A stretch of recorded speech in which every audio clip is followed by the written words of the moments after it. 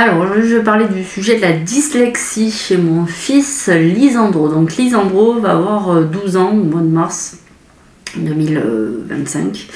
Et depuis qu'il est en CP, CE1, plutôt CE1, en fait, il a des problèmes à l'école, il a des difficultés, c'est très compliqué, sauf que nous, pendant toutes ces années-là, nous étions à Marseille.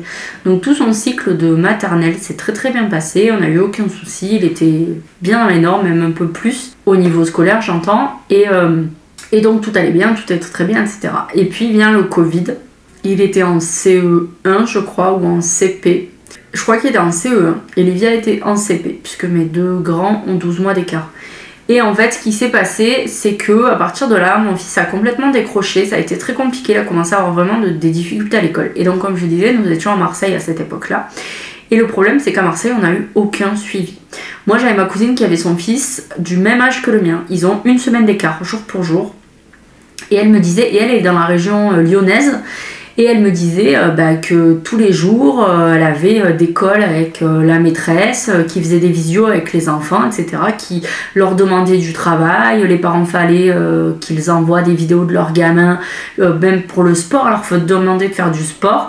Donc il fallait que les parents filment les enfants qui faisaient les trucs de sport, etc., pour montrer à la maîtresse qui travaillait. Donc ils ont été vachement suivis. Et nous, on n'a eu rien du tout. Nous, pendant tout le premier confinement, qui avait duré je ne sais plus combien de temps, on n'a eu qu'un call à la toute fin avec la maîtresse, les gamins étaient 5 ou 6 et c'était pour du blabla. On n'a eu aucun devoir à faire, on n'a rien eu, ça a été très compliqué. Les confinements qui ont suivi, ça a été la même chose. Et en fait, mon fils a été complètement perdu, ça a été vraiment très compliqué. Et suite à ça, j'ai demandé à plusieurs reprises le redoublement de mon fils dans différentes classes, de façon à ce qu'il puisse reprendre les bases qu'il avait vues cette année-là, pour pouvoir repartir à de bonnes bases, quoi. Et en fait, un jour, j'ai eu la réponse d'une maîtresse, parce que mon fils à Marseille avait une maîtresse 2 jours par semaine et un maître 2 autres jours par semaine. Et un jour, la maîtresse m'a dit ça sert à rien de le faire redoubler, parce qu'en fait ils ont tous ce genre de problème, c'est dû au confinement. Donc en fait on va avoir une génération d'enfants qui va passer toutes les classes avec les mêmes problématiques de départ. Donc en fait c'est égalitaire pour tout le monde, donc ça sert à rien de le faire redoubler. Grosso modo, c'était ça. C'est-à-dire que si c'était vraiment une problématique liée 100% à mon fils et pas à la conjoncture qu'on venait d'avoir, peut-être qu'il aurait été envisageable de le faire redoubler, sauf que là, tous les enfants avaient le même niveau parce qu'ils avaient tous raté l'école en même temps, globalement. Grosso modo, c'était ça. Donc il n'y avait pas besoin. Sauf que je voyais bien quand même que c'était très compliqué et que pour le faire travailler, c'était très dur en fait. Et qu'il ne comprend pas les choses. Et en maths, il est bon, il est très bon. Là, il est bon. Mais en français c'est une galère, quoi. Il sait juste lire, c'est très compliqué et c'est très frustrant pour nous et pour lui. Donc voilà, très complexe. Et la dernière fois où j'ai voulu qu'il redouble, c'est au moment où on a déménagé ici en Auvergne. Donc avant de partir de Marseille, j'ai demandé à ce qu'on le fasse redoubler, de façon à ce que quand il arrive dans sa nouvelle école, finalement il redouble sa classe et donc qu'il soit en fait avec sa sœur qui est donc à 1 an de moins et qu'il puisse reprendre les bases. Et ça m'a été refusé. J'ai fait des pieds et des mains parce que je voulais qu'il redouble, c'était important pour lui, c'était important pour nous. Je voulais absolument qu'il continue pas sur un CM1 en fait avec des difficultés, et en fait on n'a pas pu. Et puis pendant son année de CM1, le maître qu'on a eu, qui a été formidable, qui nous a reçus 2-3 fois, parce qu'en plus à Marseille les discussions c'était genre au portail, quoi. C'était même pas, on pouvait même pas prendre un rendez-vous, quoi. C'était un truc de fou. Alors que là on a été reçus 2-3 fois dans le bureau du maître, qui de suite a compris que Lisandro avait des problèmes et que c'était pas juste dû à la période Covid et à tous les gamins qui ont le même niveau. C'était vraiment une problématique bien particulière. Et nous a proposé à la fin de l'année en fait d'avoir un redoublement, ce qu'on a accepté. Et le redoublement n'a pas pu se faire parce que le directeur d'académie, je sais pas quoi, en fait a pas voulu, parce que son cas n'était pas jugé assez grave pour redoubler, et qu'on ne redouble pas un CM1, mais on redouble plutôt genre un CM2 ou un CP, mais pas un CM1, quoi. Donc on nous a refusé le redoublement. Ce qui fait qu'il est passé donc en CM2, et en CM2, la prof, dès le début de l'année, les profs, pareil, il avait 2 profs, une lundi mardi et une autre le jeudi vendredi, nous ont parlé très rapidement, je pense que ça devait être déjà fin septembre, début octobre, de le mettre l'année prochaine, donc en 6e SECPA. Donc on a fait toutes les démarches, et en fait arrivé peut-être février-mars l'année dernière, on nous a dit, il a fallu aller voir la psy scolaire, etc. Et en fait, elle nous a dit non, votre fils ne doit pas aller en SECPA parce que moi, je lui ai fait faire des tests tout au long de l'année, je l'ai vu régulièrement. Et en fait, votre fils a un bon niveau intellectuel. Il est même meilleur que la plupart des gamins, notamment dans les matières scientifiques comme les maths. Par contre, effectivement, il a un gros problème en français. Et elle me dit, je ne peux pas poser de diagnostic parce que ce n'est pas mon travail concernant cet aspect-là, mais la psy scolaire m'a dit votre fils est dyslexique. Maintenant, moi je ne peux pas l'affirmer parce que ce n'est pas à moi de le faire, il faut qu'il aille voir une orthophoniste qui elle posera le diagnostic et on pourra mettre en place en fait des choses adaptées pour lui, notamment pour la 6e, voire peut-être même essayer de faire un dossier pour qu'il ait une AESH. Donc on a été, donc non, c'était même un peu plus tôt je crois. En décembre peut-être elle nous a dit ça et en janvier on a pu avoir un rendez-vous avec une orthophoniste pour les deux, pour Lisandro et pour Lydia. L'orthophoniste a fait son bilan et on n'a jamais eu de bilan. Elle nous a trimballé à droite à gauche, elle venait de s'installer, tout le monde me disait elle vient de s'installer, tu vas voir, elle aura des places rapidement, elle est bien, et en fait j'ai jamais eu le bilan de mes gamins alors que je les ai quand même payés. Et ça a traîné pendant les 6 mois qui ont suivi, donc jusqu'au mois de juin, où je n'ai pas pu avoir ces bilans. À chaque fois que j'envoyais des messages et que je l'appelais pour avoir les bilans, elle me disait qu'elle était en arrêt maladie. Donc il a dû rentrer en 6e sans bilan.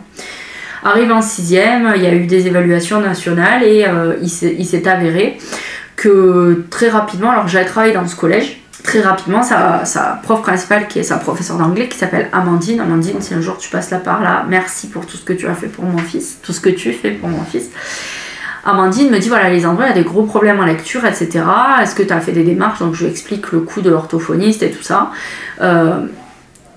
Et je lui dis, bah écoute, je peux pas faire plus en fait, tant qu'elle ne veut pas m'envoyer le dossier et le compte rendu de son bilan, je ne peux rien faire. Donc elle me dit, écoute, on va mettre en place je sais plus comment ça s'appelle, c'est pas un PAP, c'est un autre document en fait pour l'aider et mettre en place avec les profs des solutions. Donc ça induit que par exemple lors des contrôles, notamment en français, il a moins de questions à répondre de façon à ce qu'il écrive moins parce qu'en fait il est très en retard lors de l'écriture, il est très en retard à la lecture et par exemple il prenait pas ses devoirs parce qu'il n'avait pas le temps de les copier.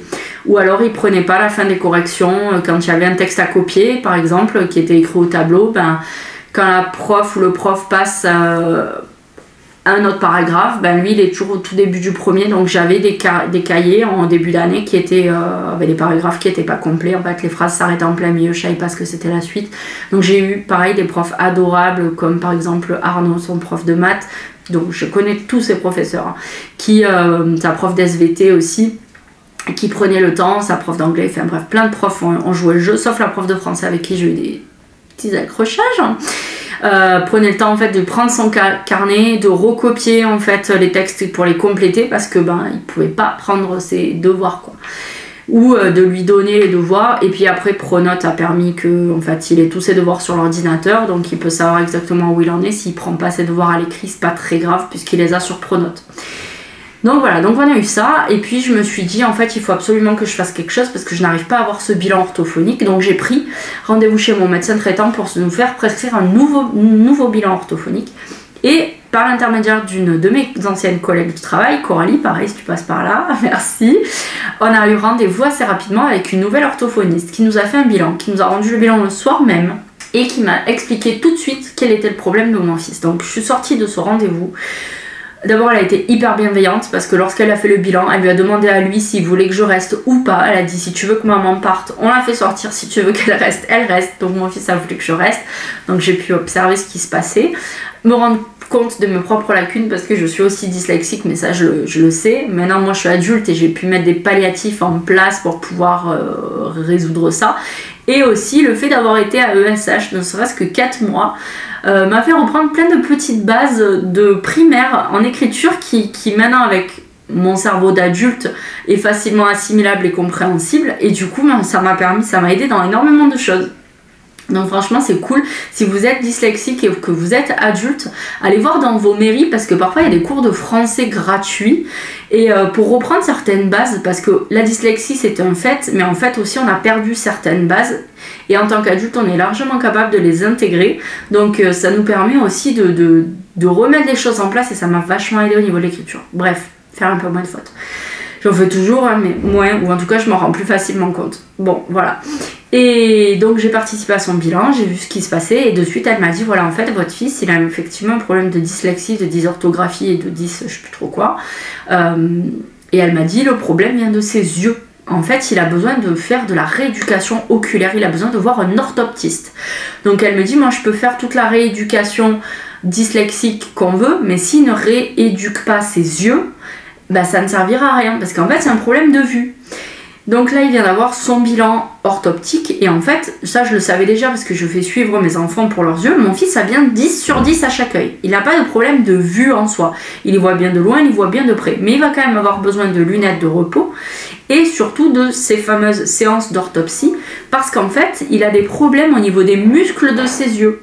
Ce qui fait que quand il a un mot devant lui, au lieu par exemple que ses yeux naturellement, parce que c'est la façon dont on écrit en France, ou plus vastement en Europe, ses yeux devraient balayer le texte de gauche à droite, mais lui naturellement ses yeux vont de droite à gauche, ce qui fait que déjà il commence par voir la fin des mots, donc les dernières syllabes.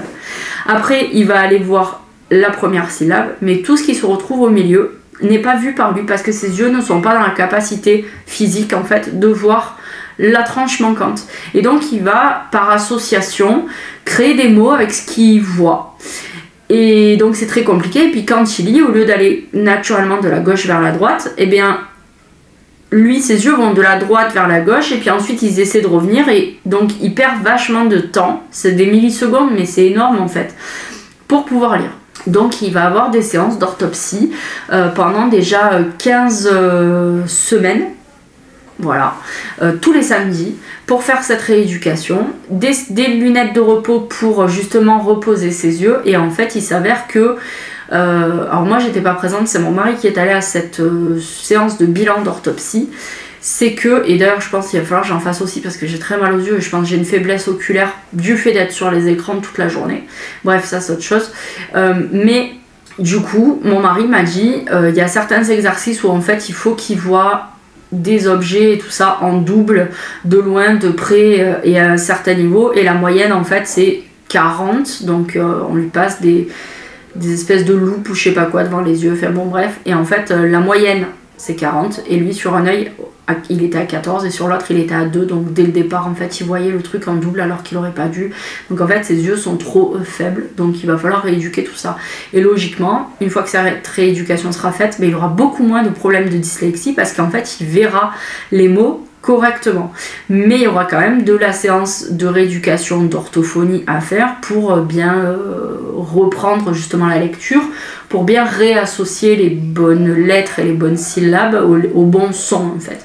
Donc voilà, donc normalement ça devrait rentrer dans l'ordre, parce que là une fois de plus, ce qui peut paraître assez étonnant, c'est que là il y a eu le premier conseil de classe, il a un peu plus de 14 de moyenne générale, ce qui est pas mal. Mais on m'a encore parlé de le mettre en SECPA pour la 5e quoi. Et en fait je suis pas d'accord parce que finalement son problème est physique. Son problème est oculaire, etc. Donc forcément ça crée des faiblesses qui créent ces problématiques.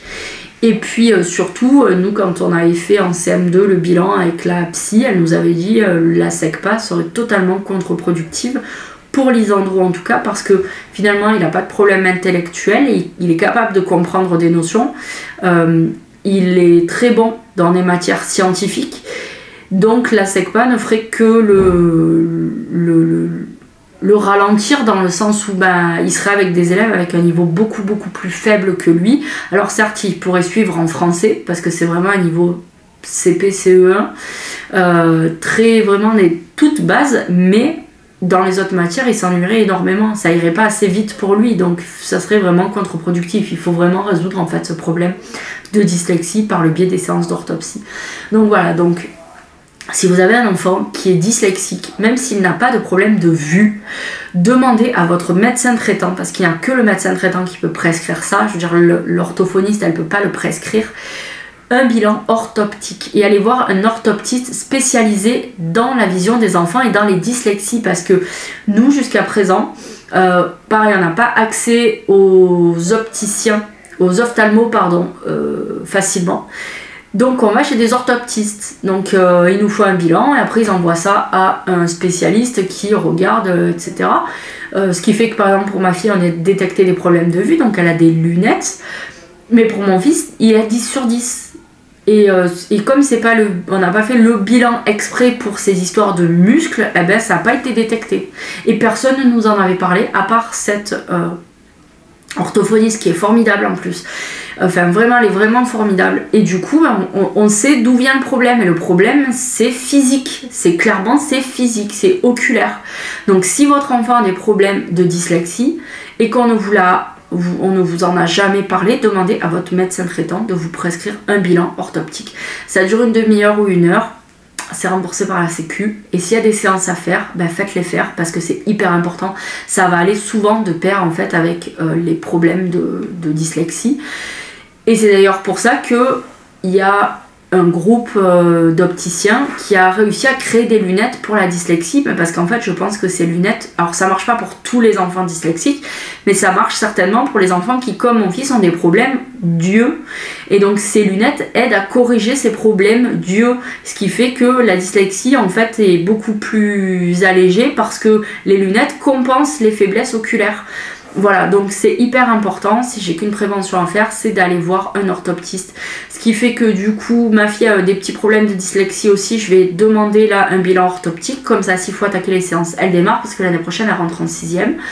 S'il faut faire un PAI, on pourra faire un PAP, pardon.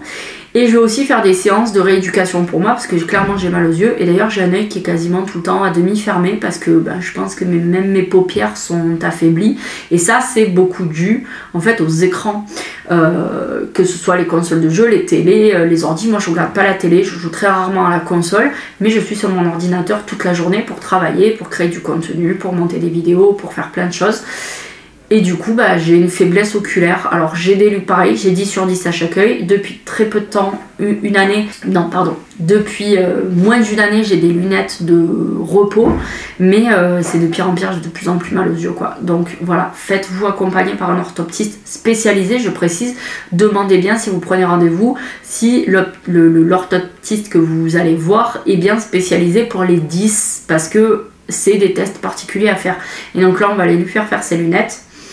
Et d'ailleurs, on a dû prendre rendez-vous chez un opticien spécialisé parce qu'il va falloir lui mettre des gouttes dans les yeux pour regarder la réfraction oculaire, etc. Pour faire des lunettes de repos vraiment adaptées par rapport à ces troubles de 10. Voilà.